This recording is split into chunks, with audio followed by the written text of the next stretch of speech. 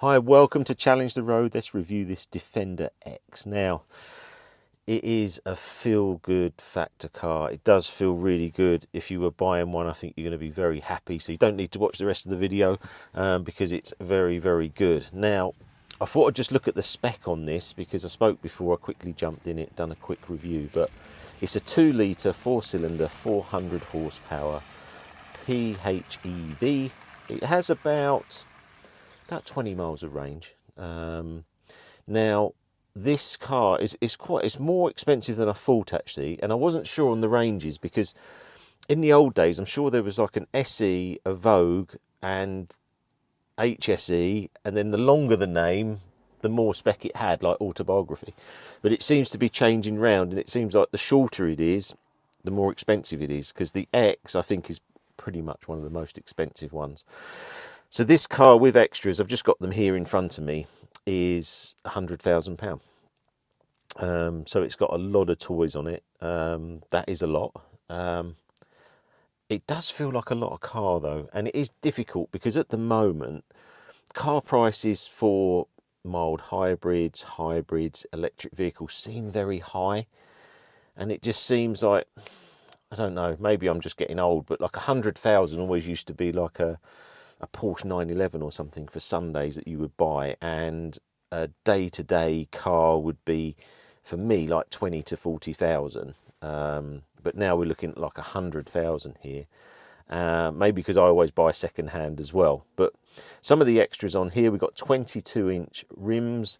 The ride is still okay, but we're going to go out. We're going to talk about that. It's got a full-size spare. I don't like the wheel on the back. I'd take that off. I'd have tyre foam. I'll probably have off-road tyres as well, actually, on this. I think they look cool and probably maybe ride a bit better as well.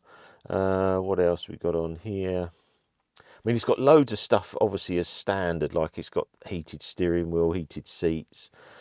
This one's got a towing pack. It's got convenience pack.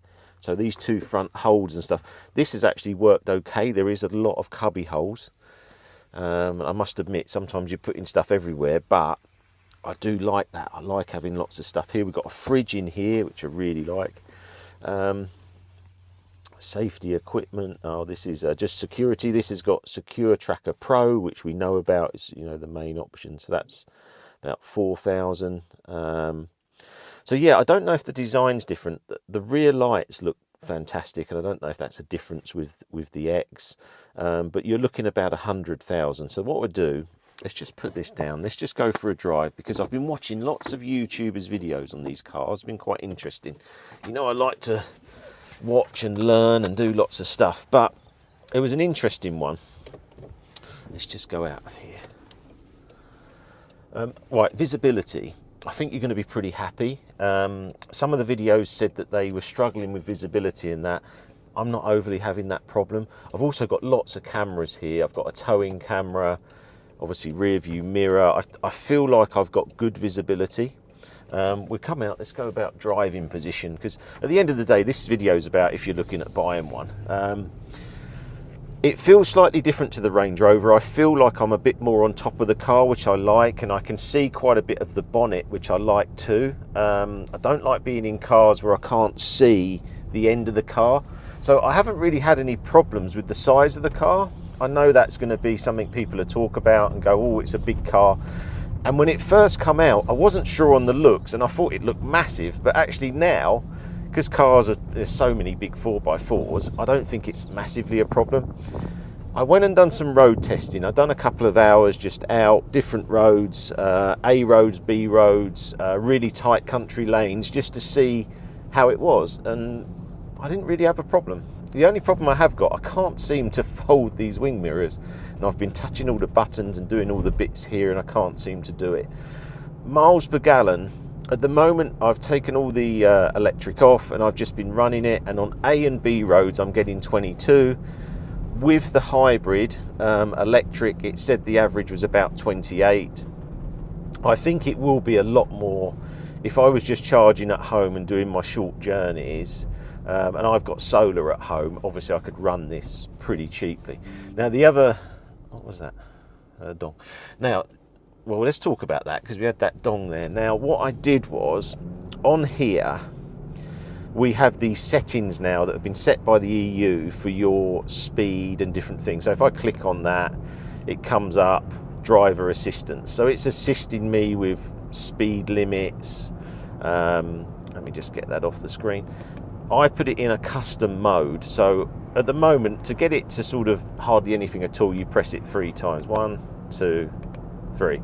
And now there's hardly any driver assistance, as in speed limits, donging. Otherwise it's donging all the time. I put it in a custom mode because it's only 1 click, and to tell the truth, it's been fine actually. I haven't really had any problems. I like that Land Rover have put the buttons here instead of on the screen.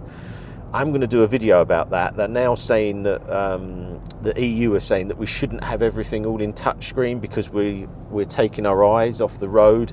And I do feel that sometimes, especially I'm over here touching this. The other one was the lane assistance, and that is only 1 press and it's right here. I think they've done a really good job on these buttons.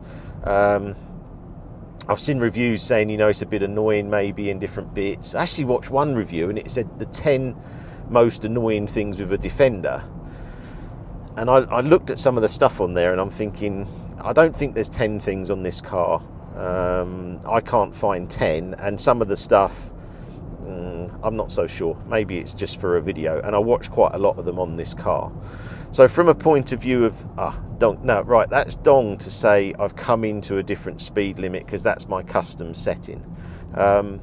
It's quite a deceiving car with speed because it feels very comfortable, you're very high up, so probably you are going a little bit quicker than you think, but it does feel, you know, really, really good to drive. From a point of view of, you know, being in that Range Rover we had and this, what would I have? They are picking it up in 45 minutes time. Damn it, I want to keep it. I think I prefer the Defender to the Range Rover. It just feels, I don't know if it just feels a bit more sporty, agile, maybe lighter, I don't know. It feels smaller. I've really, really enjoyed it, but I really enjoyed the Range Rover. It feels less luxurious, but I expect that. Some of the buttons here are a little bit plasticky. And I think the Range Rover maybe had some haptic. I'd have to try and remember. It had a second screen. But I like the buttons here. They work really well. I like that. I don't want all touchscreen, so I'm pretty happy with the car. So ride-wise, rides very well, like I said in the last video. I'd probably have a smaller rim. I think I'd probably have a 21. This is on 22s, which is fine on this type of road, but when it gets a bit bumpy, I would say it's probably actually like the Vantage, or maybe a little bit worse than the Vantage at low speed on the bump. But I would maybe go a 21 with an off-road tyre, like we said.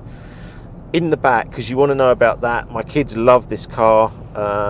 There's loads of room in the back, that's great. The boot, unfortunately, because they're taking it back today, I didn't get a chance to put all my golf clubs and stuff in, but I know a lot of people have said that the boot's not great, but then I've rung some other people and they really like the boot, because obviously you can front load it through if you've got lots of stuff. So, you know, it's not a van. And I've seen some other videos where people are saying that this is the van of sort of SUVs, but I don't think it's a van. It's a very different vehicle to that. So again, I've just come into a 40 and it's telling me I'm in a 40 and I was doing about 41. So I don't actually mind that. It's just keeping me more aware. I know we're trying to say that, you know, all these systems are going to be a problem, but the actual noise isn't overly annoying, and I can turn it off if I want to. Seats, really comfortable. Probably not as comfortable as the Range Rover, but then I want to feel a little bit more sporty in this. And this is the type of cars, you know, I said before, I think I just want to try. I feel like it's an adventure, you know. I feel like I get in it and I feel like, I mean, where am I going today? I'm just going around in a circle. But I feel like it's an adventure. And I think that with the Defender, that's a really, really nice thing. It feels like fun. And I'm going out and I probably, I don't know, put a something on the roof, I don't know, and put some big lights on it, and not big wheels, it ruins the ride, but I'd make this fun, and I feel like it's a fun vehicle, and I feel like it makes me happy. And I felt a bit like that in the Taycan, and if the Taycan didn't have the range and stuff that it has, it really made me happy, and I feel this car makes me happy. So I think if you got one and you've got the money to get one, I would say 100%. I think you'll really enjoy it, and it's really nice, and it's just a little bit funky. I quite like the things with the plates on the bonnet. I quite like that. I love the lights on the back. I really want to get that wheel off the back, if I'm honest, because I think that the design would look better without that, and it would look shorter as well, so you get the image that you're not in such a big car. Other bits, I like this sunroof. There are some holes in the back to let more light into the back, which is nice for kids on long journeys. I'm trying to think now, because obviously normally there's something with a car that you think, not quite sure. It's actually easy to get in and out of. I'll give it that as well. You know, the Range Rover sometimes felt a bit high. I just had no issues, even with my hip. Yeah, I really, really like it. I don't think I can talk much more about it, really. I think it's a shame it's going back. It's on my list to get. There are other models that are, you know, quite a bit less than this, and I don't know every spec, because it seems like there's quite a big range now. And I said before, it's like SE, HSE, Vogue, Autobiography, but now I looked on there, I think there's 7 or 8 sort of different models, and obviously you've got the 90, the 110 and the 130, so it's quite a big range. Talk about infotainment here, I really like it. I really like this digital dash. I think it's really good. As you get the feeling, I really like this car. I think if you have one, I think you struggle to sell it. That's what was going through my mind. I was thinking, if you had this car, what are you going to go to? Okay, you can go to an X5 because you're going to get more range on the hybrid and that. I don't think it looks as good as this, and I like BMW. I like Audi, but I don't think there's an Audi out there as good as this. I like Porsche, but the Macan is going to be full electric, not hybrid, and the Cayenne is the other one. But they're quite expensive as well. I think they're actually more than this, a Cayenne hybrid. I like the Cayenne as well. So yeah, I think you'd be really, really happy in this. And I think this spec is nice. I actually quite like the interior. I wasn't sure at first, but I actually really like it. So yeah, you can guess I really like it, and hopefully I can get a few more Land Rovers to drive on the channel. I'd like to drive the Evoque, the P400e. I'd like to drive a tuned one of this, like in a 90 version, and just like, you know, I've got all them fields, haven't I, and lakes and stuff, and just go crazy. Oh no, shouldn't say that, because now I'm never going to get one, am I? But anyway, that's what I feel. So yeah, please like, share, subscribe. That really helps the channel grow. Thanks for Sam for doing all the B-roll. I am useless at doing that. He is brilliant, doing all the thumbnails, which is great. And if you get time to, you know, tell someone about the channel, that really helps with all that we're doing with the security enhancements and also the car competitions, which are going to do a lot more videos this week. So yeah, so please like, share, subscribe, and I'll see you again soon.